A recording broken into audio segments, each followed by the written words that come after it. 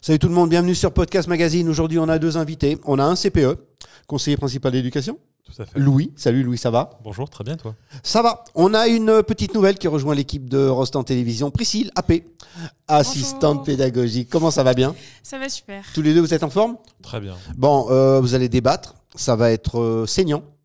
On va parler d'un film qui est sorti en 2022 qui s'appelle Avatar, la voix de l'eau.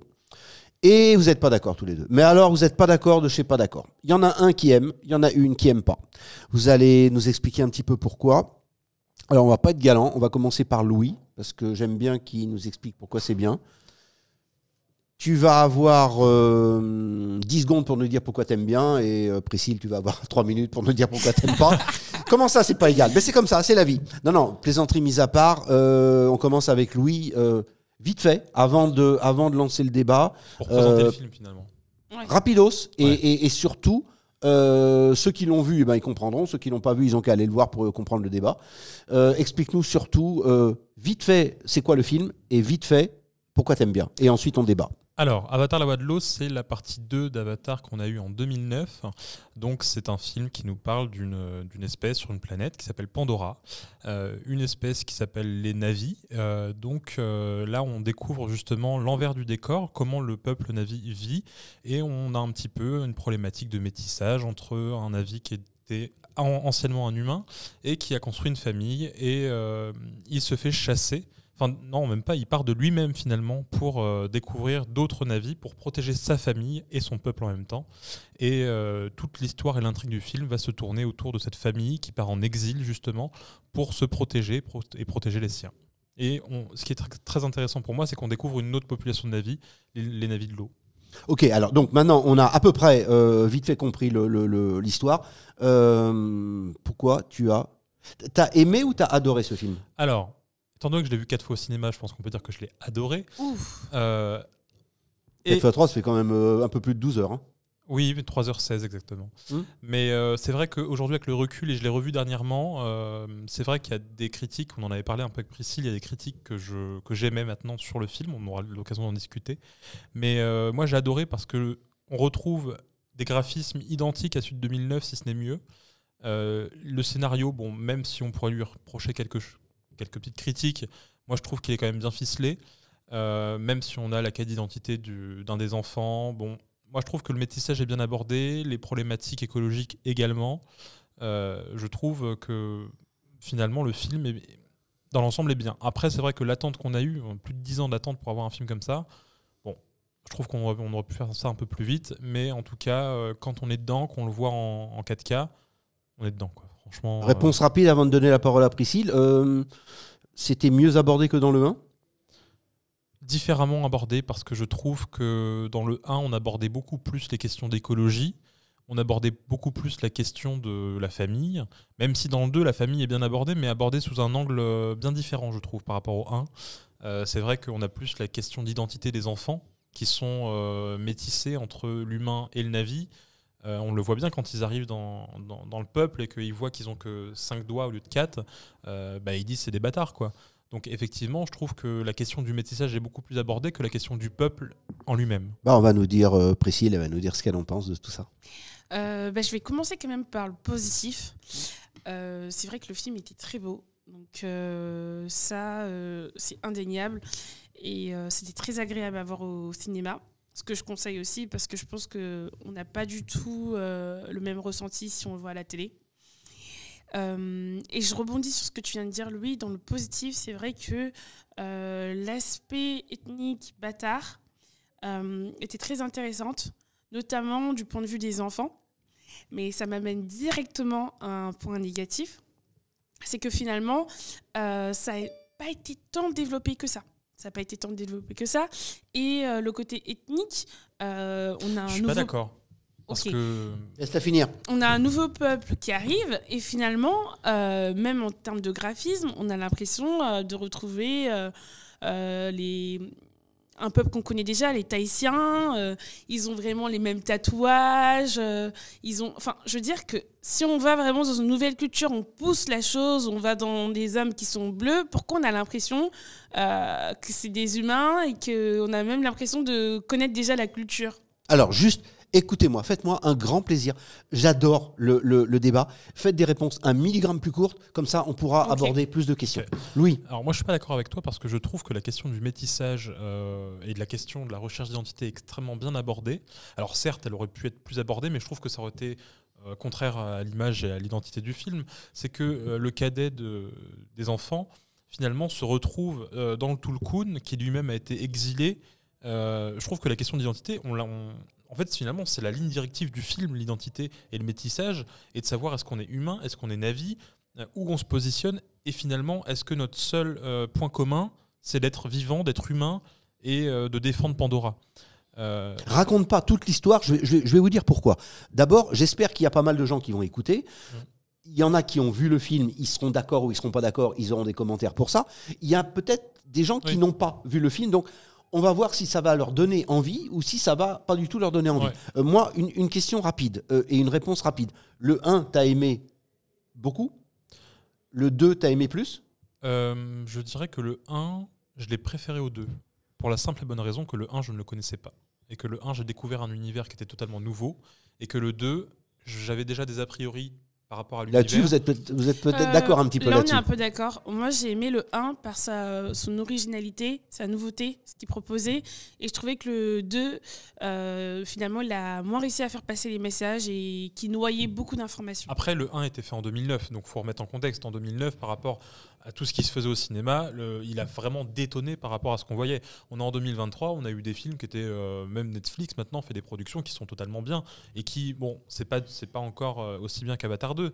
Mais clairement, moi, quand je vois Avatar 2, on a attendu 11 ou 12 ans pour ça. Je me dis, bon, certes, les graphismes sont très bien, mais le scénario aurait pu être mieux ficelé. Alors, je sais, il faut comparer ce qui est comparable. Et moi, comme d'habitude, je ne fais pas comparer ce qui est comparable. Est-ce que ce n'est pas un peu le même style que Matrix? C'est-à-dire que Matrix est sorti. C'était très innovant. C'était quelque chose de nouveau. Il y en a qui ont adoré, il y en a qui ont détesté. Ça, c'est normal. C'était très nouveau. Et ensuite, il y a eu le 2, le 3. On a enchaîné. Est-ce que Cameron, il n'est pas un petit peu sur la même tendance? Il a fait quelque chose. J'ai bien aimé le 1, perso. C'était pas waouh, mais j'ai bien aimé. Techniquement parlant, graphiquement parlant, c'était nouveau, c'était innovant, c'était très bien. Est-ce que, on en a parlé un tout petit peu avec Priscille, en t'attendant, parce que tu étais en retard, on en a parlé un petit peu, et est-ce qu'il n'est pas rentré dans un moule qui fait que on fait le 2, on raconte pas tout ce qu'on aurait dû raconter, c'est ça, hein, Priscille, je ne déforme pas ta pensée, et on raconte pas tout, pour en fin de compte, préparer le 3 et préparer le 4. Est-ce qu'on n'est pas plus dans une optique tristement et purement commerciale? Lui-même, il l'a dit. Hein. Il l'a dit que c'était une préparation du 3 qui va être beaucoup plus grand. Même pas coupé, il fait 9 heures, le film. Et coupé, il ferait 6 heures. Donc je pense que, en fait, il nous prépare à avoir un grand combat final. C'est un peu comme Game of Thrones où on attend la saison 8 pour voir ce qui va se passer. On a attendu 300 épisodes pour voir ce qui va se passer. C'est un peu long. Mais c'est vrai que je trouve que Avatar 2, là où il change du 1, c'est sur les messages abordés et sur les thèmes abordés. Dans le 1, la question de l'identité, finalement, c'est pas une question prédominante. Priscille, elle est d'accord, sauf qu'elle trouve que ça n'a pas été présenté comme il faut. Et d'ailleurs, je vais plus répondre à ta question. Je suis désolée, Louis. Je te coupe, mais moi, je pousse un coup de gueule sur ça. Sur le fait que j'ai l'impression qu'il y a beaucoup de films maintenant qui se calquent un peu dans l'univers des séries. Des films à rallonge, qui durent un temps infini et qui a une suite. Et en fait, on a envie de voir un film et on a envie de se satisfaire de ce film-là. On n'a pas envie d'avoir une préparation. Un film qui dure 3h16, qui ne délivre pas tous les messages parce qu'on a la suite. Ça, c'est un peu lassant. Il délivre pas tous les messages ou il en délivre trop? Il en délivre trop et aussi, il ne va pas dans les développements parce qu'il n'a pas envie de spoiler la suite. Et ça, c'est épuisant parce qu'il y a plein de films maintenant comme ça où en fait, on se rend compte que c'est commercial. Pourtant, il faut distinguer le film de la série. Quand on veut avoir un film, on veut voir tout le film, on veut se satisfaire du film. Ok, il y a des trilogies, mais là, il y a vraiment une tendance généralisée et Avatar rentre dedans. Sans dire comment ça se termine, la fin, t'as pas convaincu? Et après, Louis va répondre. Non, on m'a pas convaincu, mais ça, c'est à cause du méchant. Il est insupportable. C'est le méchant, il est là. Ouais. Je vais pas spoiler aussi, mais je trouve que la fin...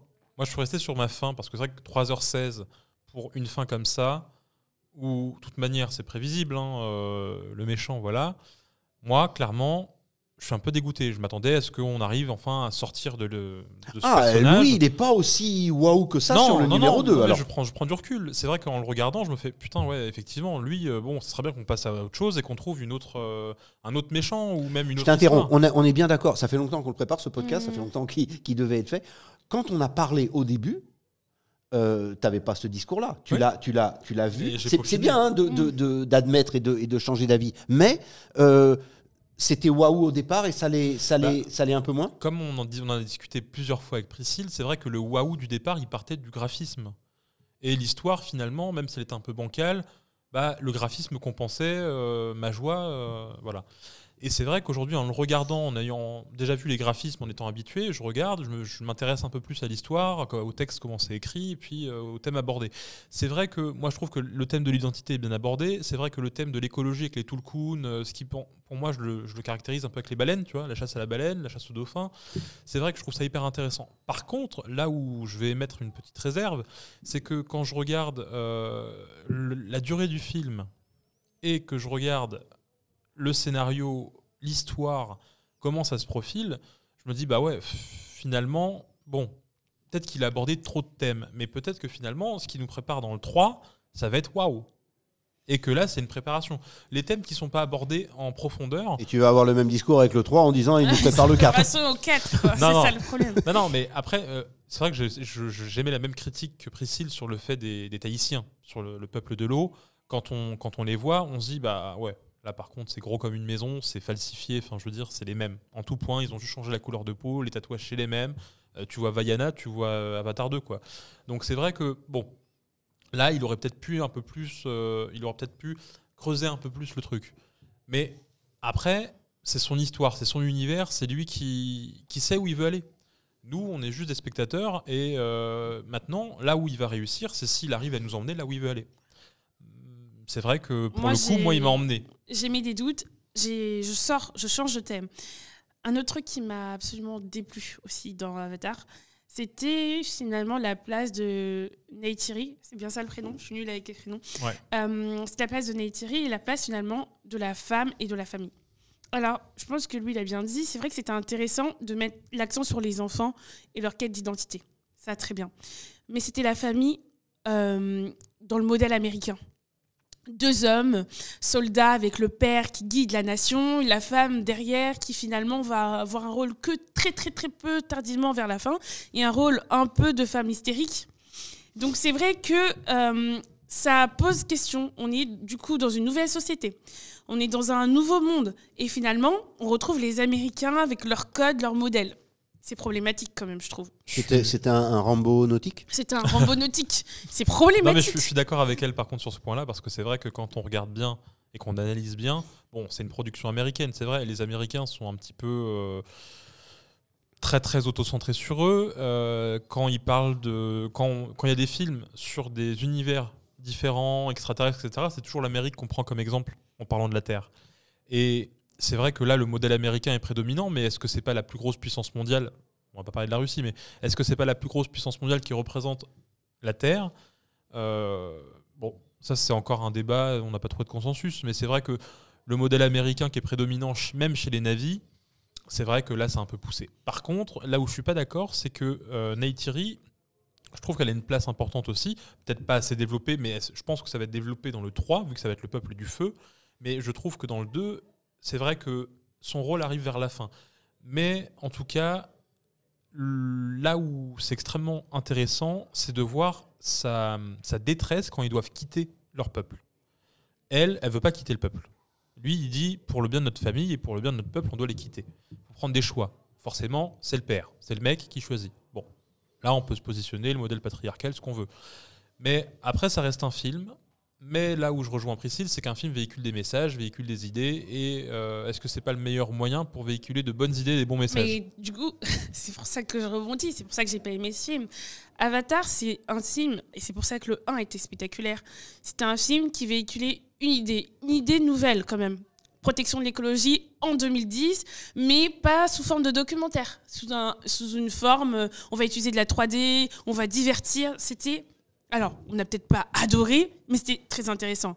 On se dit, 10 ans plus tard, la question de l'écologie, elle est avancée, on va aller peut-être dans quelque chose de beaucoup plus profond. Non. T'as l'impression qu'il n'a pas évolué? Non, on n'a pas évolué et on a régressé. On a régressé parce qu'on l'a noyé avec d'autres idées. Et puis comme je vous dis, l'Américain, finalement, dans toute sa splendeur, avec ses armes. Alors, est-ce que finalement, le message est pessimiste? Alors, si c'est le cas, peut-être que c'est intéressant. Il faudrait peut-être regarder Avatar en se disant, est-ce que le message, finalement, c'est pas possible de protéger l'écologie en étant pacifiste et que la guerre est nécessaire et que comme la guerre est nécessaire, forcément, les Américains, ils ont les outils pour faire la guerre et c'est peut-être pour ça que finalement les navis vont copier les Américains. Si c'est ça le message, pourquoi pas regarder le 2? C'est pas faux. Mais 3h16 à re-regarder, je vais peut-être patienter avant de confirmer la thèse. Alors on va attendre 30 secondes juste que Priscille se calme un tout petit peu. Ensuite, moi j'ai une question un peu naïve. Est-ce que, je suis d'accord sur tous les messages que vous avez dit, est-ce qu'on ne pourrait pas regarder Avatar simplement... D'abord, est-ce que vous êtes d'accord avec moi si on dit que c'est une ode à l'écologie? Ça pourrait passer comme définition? Non, moi, j'aurais dit une mise en abîme, plutôt. Alors, moi, je reste sur mon idée. Imaginons que ce soit... Est-ce qu'on ne pourrait pas regarder ce film uniquement comme ça, en se disant... Ça ne veut pas dire que je ne suis pas d'accord avec vos arguments, mais en se disant, il essaye de se battre pour expliquer que l'écologie, c'est l'avenir de l'humanité. Ça aurait été bien, mais uniquement s'il n'y avait pas d'autres messages qui auraient été véhiculés et qui nous rentrent en pleine face quand on regarde le film. D'accord avec Priscille, complètement alors. d'accord. Il y a trop de messages. Trop de messages. Mais moi, je pense pas qu'il y a Trop trop de de messages. développement. C'est la manière dont ils sont abordés.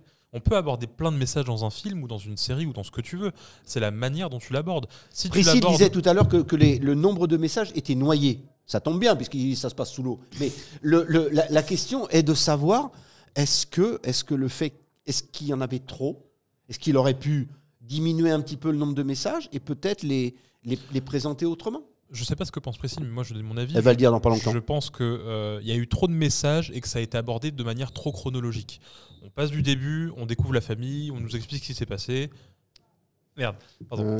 Ensuite, on a filmé tous les deux. Hein. Ah oui. Ensuite, on arrive dans l'autre peuple. Il y a d'autres problématiques qui vont arriver. Comment ils vont s'intégrer au nouveau peuple.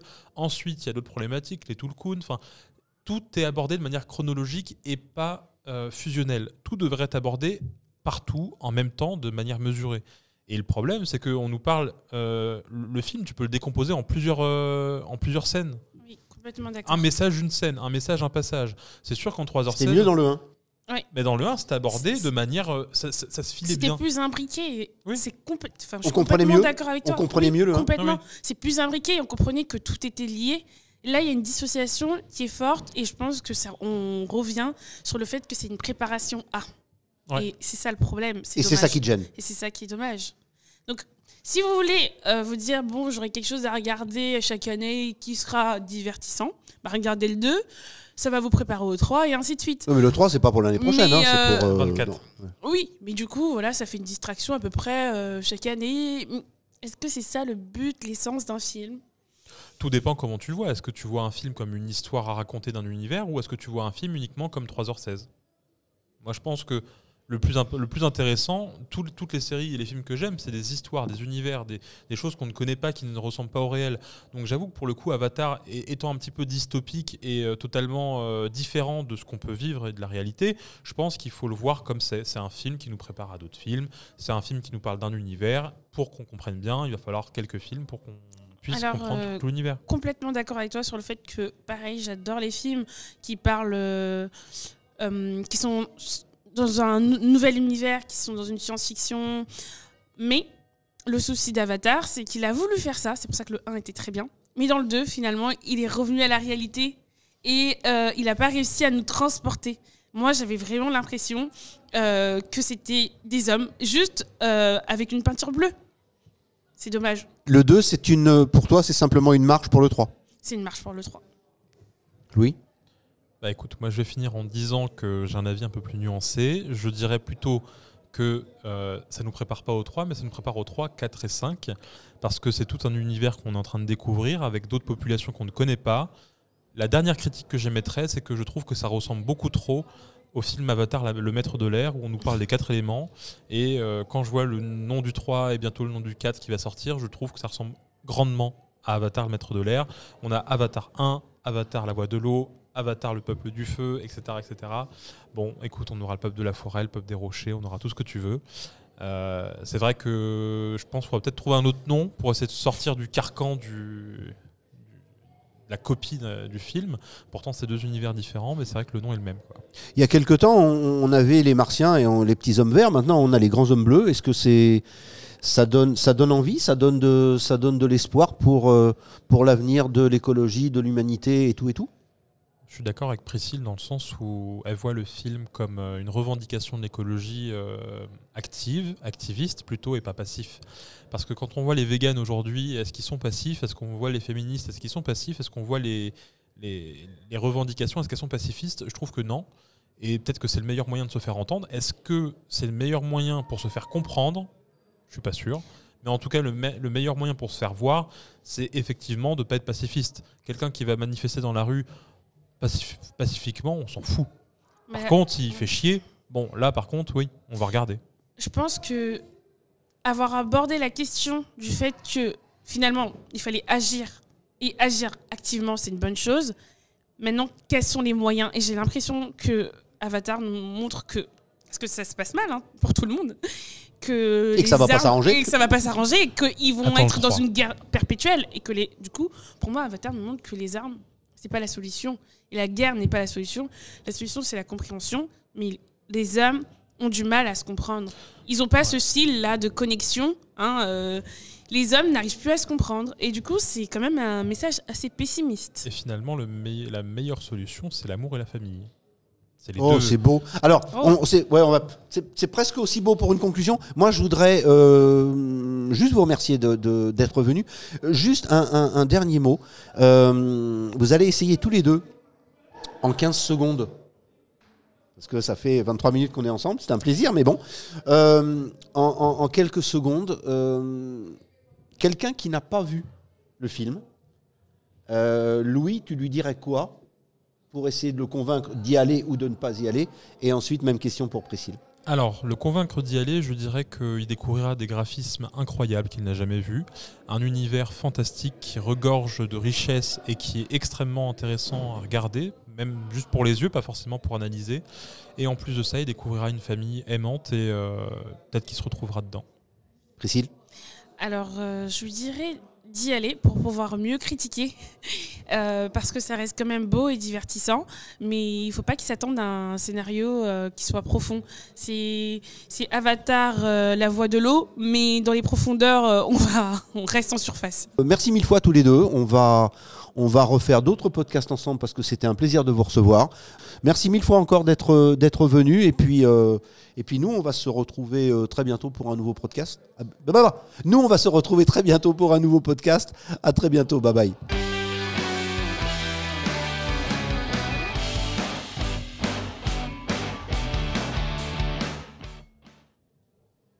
Cool. Super top.